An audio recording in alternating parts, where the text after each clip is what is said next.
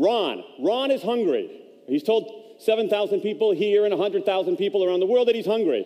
Well, Ron, you're in luck because I figured somebody would be hungry, so I got you a couple of energy bars here today, okay? So there you go.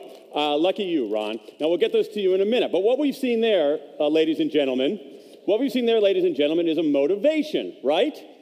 We have a biological drive. We eat when we're hungry. We drink when we're thirsty. We have sexual relations to satisfy our carnal urges, okay? That biological drive is part of what it is to be human, right? Okay? But that's not all that it is to be human, is it? I mean, except if maybe you're a guy between 16 and 18. I was one. Because human beings are more complex than that, right? We have other motivations besides our biological drive, all right? And let me say, to demonstrate what I mean, tell me your first name right there. Ron. No, it's not. Ron. Do you see it alphabetically, so these are the R's? I'm not going for another Ron. What's your name next to Ron? Huh? Tawani. Now, I've got a problem, okay? Ron won, and I have a problem. Because I promised to give him these things, these power bars here. But as you can see, Tawani, I'm here, and he's there. So, but I have a solution to the problem, okay? Tawani, if you give Ron 1 these 2 energy bars, okay, just walk back 10 rows and give it to him, I'll give you $10. Okay? There you go. No, you got to deliver first, all right? So there's Ron. Come on, Tawani, a little faster here. All right, let the record show that Ron 1 has his... Did you keep one of the energy bars? No, okay. Let the record show that Ron 1 has the energy bars. And here, Tawani, so here we go. This is real American currency here. All right, here you go. Tawani, there's $10. Give it up for Tawani. Now, what we've seen there is another motivation, right? And we can call that our second drive. We have a biological drive, but we also have a reward and punishment drive, too. Typically, human beings, if you want people to do certain things, you're more likely to get them to do it if you reward it. If you want to deter them from doing things, what do? You punish it, okay? Human beings respond exquisitely to rewards and punishments in our environment. That is a part of what it is to be human. Okay? But that's not all it is to be human, right? Because human beings also have a third drive.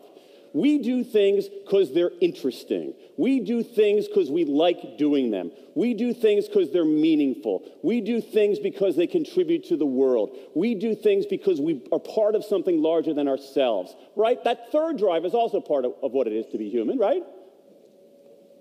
I was expecting a slightly more rousing yes, but that's okay. No, because let's explore this for a moment here, okay? That third drive, if that third drive is not part of what it is to be human, let me ask you a question. What are you doing here? I mean, think about it. This is, a very, very attractive audience, and I can't see them, but I'm sure that the audience in China and Argentina and in Spain and in Sweden is equally attractive, especially the ones in Sweden. But chances are participation in this global leadership summit here isn't going to satisfy your biological drive, right? Okay, it's not going to satisfy your reward and punishment drive because no one out of the 7,000 people here or the 100,000+ people around the world, except for Tawani. So why are you here? You're here because you want to learn. You're here because you want to connect. You're here because you have a relationship. You're here because you believe in something larger than yourself. And that third drive is a powerful part of what it is to be human. But the problem is that it's something that is routinely neglected inside of organizations. Now, I'm not a theologian, but I'm somebody who studies business, and I'm somebody who studies science. And what I have done over the last few years is taken a look at the volumes and volumes of research on human motivation. There's about 50 years of research, 50 years of hard science about human motivation. And what it does, ladies and gentlemen, is it calls into question some of the assumptions about how we run organizations, whether they're for-profit organizations like companies or not-for-profit organizations like churches. I want to tell you a little bit about the science, because I think the science will allow you to challenge some of your assumptions, and then we'll talk about how we can use the science to tap that third drive and perform at higher levels. So let's talk about the science, okay? The view, unfortunately, inside of organizations is a two-dimensional view of human beings. We end up stopping at that second drive. We try to restrain the biological drive, and we try to amplify the reward and punishment drive. And that's where we stop. That's a two-dimensional view of human beings. And here's the thing. Not only is that not particularly humane, it doesn't work very well. There's 50 years of science that tells us this. So let's talk about the science of rewards and punishments very quickly, okay? Let me tell you about one interesting, very representative study about the science of rewards. This takes us to the mean streets of Cambridge, Massachusetts, where a group of economists did a study with some MIT students, Massachusetts Institute of Technology students. And what they did is they asked these students to do a series of tasks, okay? Physical tasks like throwing a ball through a hoop, and then cognitive tasks of increasing complexity, whether it's memorizing strings of digits or solving complicated problems. And what they did is they divided the people into three groups. One group, they said, if you do really well, you're going to get a small reward. The second group, they said, if you do really well, you get a larger reward. And to the third group, they said, if you do really well, you get a big reward, a lot of cash. Okay? The idea is how much would the reward influence the performance? And it turned out that it did have a big influence. As the scientists write, as long as the task involved only mechanical skill, bonuses worked as they would be expected. The higher the pay, the better the performance. Okay? But, and here's where it gets interesting, once the task called for even rudimentary cognitive skill, their phrase, not mine, rudimentary cognitive skill, a larger reward led to worse performance. Right. It's not supposed to work that way. It's not supposed to work that way. This seems, in some ways, sort of contrary to our view of how economies work, right? Except this study was done by 4 of the best economists in North America and funded by the Federal Reserve Bank. This is the mainstream of the mainstream reaching this conclusion. And here's what 50 years of science tells us about a certain set of rewards, what I call if-then rewards. If you do this, then you get that. Those kinds of rewards, those kinds of motivators work really well for simple tasks, for straightforward tasks, where you're following a set of rules to a conclusion, marching down a set of steps, reaching your destination. They work like a dream for that. You eliminate distractions, you focus, you get the job done. However, they don't work very well for more complicated, complex conceptual tasks. They don't work very well when you have to draw on creativity. Why? Because those kinds of rewards, if-then rewards, you're focused on the rewards. You should have seen Tawani when I offered her $10, all right? I'm serious. It's a natural response. Her eyes widen, literally. All right, she's focused. Wow, $10, what can I do to get that? All right, that's what these kinds of rewards do. That's great if it's simple. That's great if it's delivering 2 energy bars to Ron. It's not so good if you're solving a complicated problem. This has been found over and over and over and over and over and over and over again in the science. This is as close to incontrovertible as you can get in the social sciences. This is what, I live in Washington, D.C. in the U.S. This proposition that if-then rewards work for simple tasks but don't work very well for complicated creative tasks, this is what we Washingtonians call a true fact, okay? This is something that is inviolable.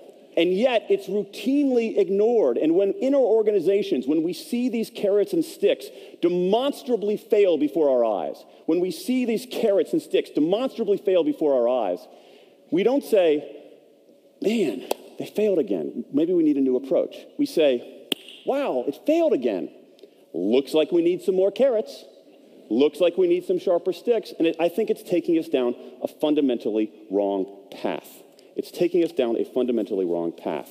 And I think there is a better path out there. I think it's a path that is both satisfies our intuitions as human beings, but also conforms to what science tells us about what really motivates people. And I think if we understand that science, we can lead organizations better, we can lead lives of meaning and purpose a little bit more robustly. And that leads me to a story. I want to tell you a story about one company that has done this. One company that has done things a little bit different. It's a company out of the United Kingdom called Redgate Software. Redgate Software. And here's what they did. They did something radical. They had a problem. They had a sales force. Right? Many organizations obviously have sales forces. They had a sales force. Now, how do you compensate salespeople? Commissions, right? Commissions. That's how salespeople sell, right? That is a law of nature, right? That's how salespeople sell. No commissions, no one's going to sell anything, right? But they had a problem. They had a compensation system where they provided commissions to their salespeople. And what happened? The salespeople began gaming the system. Not because they're bad people, because they're human beings. So what did the company do? The company made the sales compensation system a little bit more complex. So what did the salespeople do? Exactly. They upped their game. So the management says, wow, they're gaming the system again. Let's make it more complex. So what do the salespeople do? Up their game. And finally, the CEO of this company said, this is crazy. What are we doing? I think we need to try a radical approach. I think that we should eliminate commissions for our salespeople. Now, if any of you here or out there are salespeople, this is crazy talk. Eliminate commissions for sale. It doesn't work that way. So the CEO said, you know what? I want to do this. So what he did is he went to talk to the two top salespeople, the two heads of his sales division, Tom and James, right? Those aren't their real names, but we're going to call them Tom and James. Tom and James. He goes to Tom and he says, Tom, sit down for a second. I got something to talk to you about. We got a problem with our sales compensation system. We got a problem with our commission system. So I'm thinking about doing something strange and radical. Just hear me out. I'm thinking about eliminating commissions for our salespeople. But I'm going to raise your base salary and give you everybody some profit sharing at the end of the year. What do you think? Tom. I actually think it's a pretty good idea. It would make us more collaborative. It would take some of the pressure off. I think it's better for our customers. The problem you're going to have is that James will never go for it because James only cares about money. Okay? Good. Thank you. So it goes to talk to James. A little bit of trepidation here because James is a hard charger. James, sit down. No, sit down, James. James is not very compliant. We got a problem with our compensation system. We got a problem with our commission system, so I have a solution. It's a radical solution. I'd like you to sit down and just hear me out. I want to eliminate commissions. James, start standing up. Sit down, James. Just hear me out. Eliminate commissions, raise base salaries, give people some profit sharing at the end of the year. What do you think? James, are you serious? Yeah, I'm serious. James, I actually think it's a pretty good idea. We ended up being pit against each other, so we're always competing with each other rather than with our competitors. There's not a lot of collaboration around here. I think our customers are becoming distrustful for us. Believe it or not, I think it's a good idea. The problem is that Tom will never go for it because Tom only cares about money. One of the problems that we have inside of any organizations is that we make the wrong assumptions about people. And one of the things that you see in any endeavor, if you begin with the wrong assumptions, no matter how hard you work, no matter how smart you try to be, it doesn't go very well. And I think that there are two false assumptions inside of organizations, two assumptions that are flatly wrong, that if we beginning with those assumptions, we run awry. One false assumption inside of organizations is this, that human beings are machines. Complicated machines, but basically mechanistic. That is, if we press the right levers in the right way, people will pretty much do what you want them to do. Okay? That human beings are semi-sophisticated robots, and if you just sort of move the right levers properly at the right time, human beings will respond in the way that you expect them and want them to do. That is not true. your intuition tells you it's probably not true. 50 years of science verifies that. That is not true. If you think of human beings, the human beings you're leading, whether in a private organization or in a public organization, as simple machines, you will run awry. Human beings are far more complex than that. That's the first nefarious assumption. The second assumption is even uglier, I think, but it's persistent. And that is the belief that human beings are blobs. I've had this conversation with managers. They say, Dan, I know what you're saying. I get what you're saying, that sort of doing things out of a sense of intrinsic motivation, that giving people lots of freedom, that people will do better. And I generally agree with that, but what you don't understand is that I have to deal with these people. They're not like that. They're basically passive and inert. If I didn't threaten them with sticks or entice them with carrots, they would just sit there and do nothing. Now, that is a theory of human nature. I think it's the wrong theory of human nature. The wrong theory of human nature. I do not think our nature as human beings is to be passive and inert. I think our nature is to be active and engaged. That is our essence. That is our nature. Why do I believe that? Do I believe that because I'm some kind of woolly-eyed optimist? No. I believe that because I have 3 kids and I've seen a lot more kids. I defy you to find me a 2-year-old in any country in the world who is passive and inert. I defy you to find me a 4-year-old who is not active and engaged. That is, I'm a nerd, as you probably have detected, and I want to use a metaphor here. That is, in computer terms, that is our default setting, all right? When the product ships from the factory, that's the default that is checked. Our nature is to be active and engaged. Now, I think that events and circumstances can conspire to change the default and make people passive and inert, but I think our essence as human beings is to be active and engaged. And another reason I believe that is not only by looking at kids, is that when I talk to those managers, and I ask them, well, you think that these other folks who are in your organization are passive and inert and lazy and respond only to carrots and sticks, is that how you are? Everyone says, oh, no, I'm different. But you're not that different. Get rid of those 2 assumptions, that human beings are machines and that human beings are blobs, and it takes you in far more promising directions. And what's exciting about that is that this body of science shows us what that direction looks like. Okay, so let's talk about what does work, especially for the complicated, conceptual, creative tasks that most of you out there and in here are doing. There are 3 key elements for enduring motivation for these more complicated tasks. The science shows us 3 key motivators here. They are autonomy, mastery, and purpose. Autonomy, mastery, and purpose. Autonomy, mastery, and purpose. AMP. AMP. Completely inadvertent that it ended up that way. AMP, autonomy, mastery, and purpose. Let's talk about autonomy, okay? We're going to talk about these 3 things. Autonomy.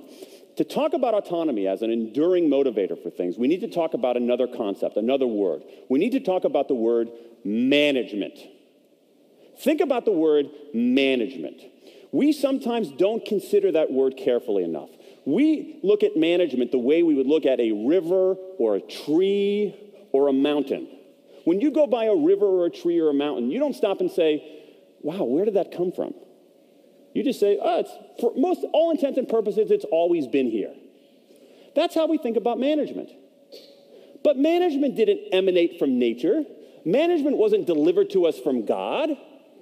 Gary Hamel has said this the U.S. management strategist, Gary Hamel has said this very, very well. Management is a technology. Management is a technology. It's something that some guy invented. It's a technology from the 1850s.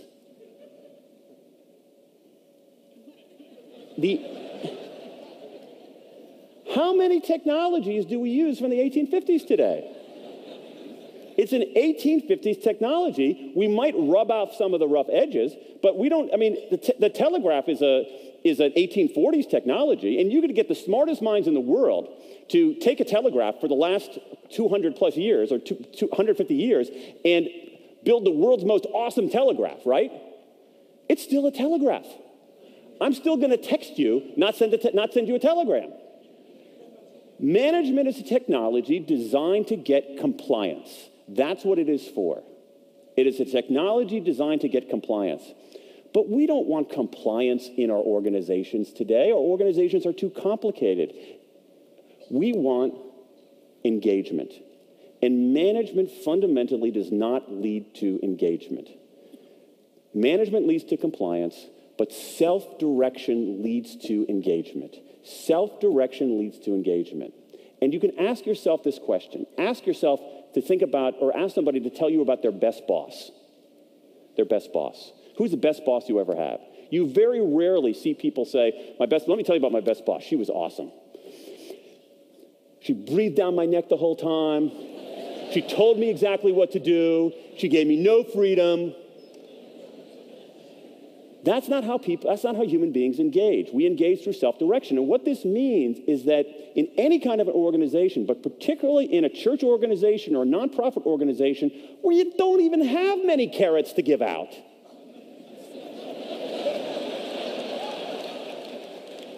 what works a lot better is autonomy, and particularly giving people autonomy over various dimensions of their work.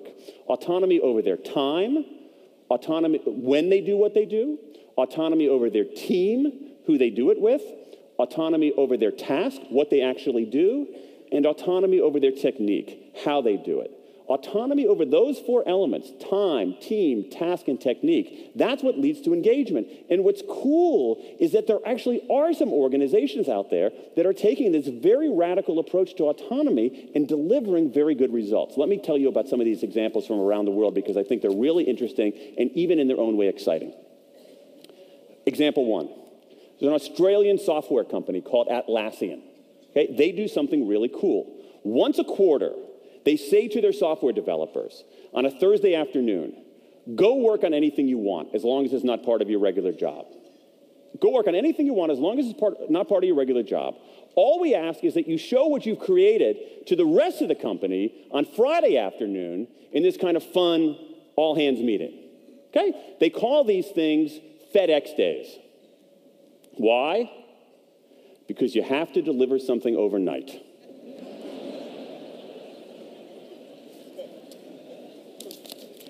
It turns out that one day of intense, undiluted autonomy, has led to a whole array of fixes for existing software, a whole array of new ideas for products, a whole array of ideas for reforming what goes on within the company that had otherwise never emerged. Okay? This is not the biological drive. This is not the reward and punishment drive they're tapping. They're tapping that third drive. They're starting with the assumption that people are active and engaged and want to do good work. And in some ways, if you get out of their way, that's what leads to great results. It's worked so well that they've upped the ante at Atlassian. So now at Atlassian, they do something called 20% time. 20% time. And what that means is that at this company, people can spend 20% of their time working on whatever they want. Now, this is done, as many of you probably know, most famously here in America, at Google.